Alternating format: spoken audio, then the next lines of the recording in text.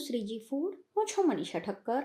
આજે આપણે સવારના નાસ્તામાં કે પછી ડિનર માટે બનાવી શકીએ એવી સરસ મજાની ટેસ્ટી અને ક્રિસ્પી હૈદરાબાદી સ્પોટ ઇડલી બનાવીશું.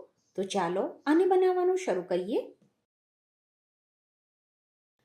સૌથી પહેલાં તો આપણે આના માટે જે ઇડલી અને ઢોસાનું ખીરું હોય છે એ લેવાનું છે. તો લગભગ 2 ચમચા જેટલું ઇડલી કે ઢોસાનું ખીરું લેવાનું. પછી આમાં થોડું મીઠું અને જરૂર પ્રમાણે પાણી ઉમેરીને એને સરસ રીતે મિક્સ કરી દેવાનું છે. ઘરે ઇડલી ઢોસાનું ખીરું કેવી રીતે બનાવવું એની રેસીપી મેં પહેલાં જ તમારી સાથે શેર કરેલી છે. અને તમારી પાસે જો ખીરું ના હોય અને સોજીનો ઉપયોગ કરીને તમારે આ વાનગી બનાવવી હોય તો પણ બનાવી શકાય. તો ફાઇનલી આ રીતની આની કન્સિસ્ટન્સી હોવી જોઈએ. પછી એક ઢોસા બનાવવાનો જે લોખંડનો તવો હોય છે એ લેવાનો અને એમાં 2 ચમચી જેટલું તેલ ગરમ થવા માટે મૂકવાનું. તમારી પાસે જો લોખંડનો તવો ના હોય તો તમે નોનસ્ટિકનો તવો પણ લઈ શકો છો.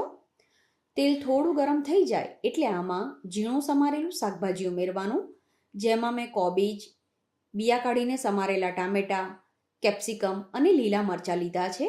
જે લોકો ડુંગળી ખાતા હોય એ આમાં ઝીણી સમારેલી ડુંગળી પણ ઉમેરી શકે.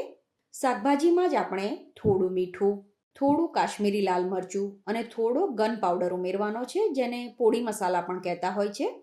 ગન પાવડર કેવી રીતે બનાવવો એની લિંક તમને ઉપર આઈ બટન ઉપર ક્લિક કરવાથી અને નીચે ડિસ્ક્રિપ્શન બોક્સ ચેક કરવાથી મળી જશે. તો હવે મસાલાને આપણે શાકભાજીની સાથે સરસ રીતે મિક્સ કરી દેવાના અને આને હાઈ ફ્લેમ ઉપર આપણે સાંતળવાનું છે. આને સાંતળી લઈએ પછી 1 મિનિટ કૂક કરવાનું. 1 મિનિટ આ શાકભાજી કૂક થઈ જાય એ પછી એને 3 કે 4 ભાગમાં આપણે ડિવાઈડ કરી દેવાનું છે. તો અત્યારે મેં એને આ રીતે 3 ભાગમાં ડિવાઈડ કરી દીધું છે. પછી એને થોડું લેવલમાં કરી દેવાનું અને હવે જે ઇડલીનું ખીરું આપણે તૈયાર કરીને રાખ્યું છે એ આ શાકભાજીની ઉપર આ રીતે મૂકવાનું. તો તમને જો વેજીટેબલ ઉત્તપમ ખાવા પસંદ છે તો આ વાનગી તમને ચોક્કસ પસંદ આવશે, કેમ કે આનો ટેસ્ટ એના સિમિલર જ હોય છે.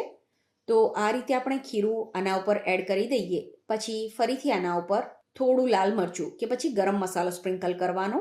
આની સાથે જ ફરીથી થોડો ગન પાવડર છાંટવાનો છે અને થોડી સમારેલી કોથમીર એડ કરવાની. થોડું બટર કે ઘી એડ કરવાનું છે. તેલના બદલે જો તમે બટર કે ઘીનો ઉપયોગ કરશો તો આનો ટેસ્ટ વધારે સારો લાગે છે.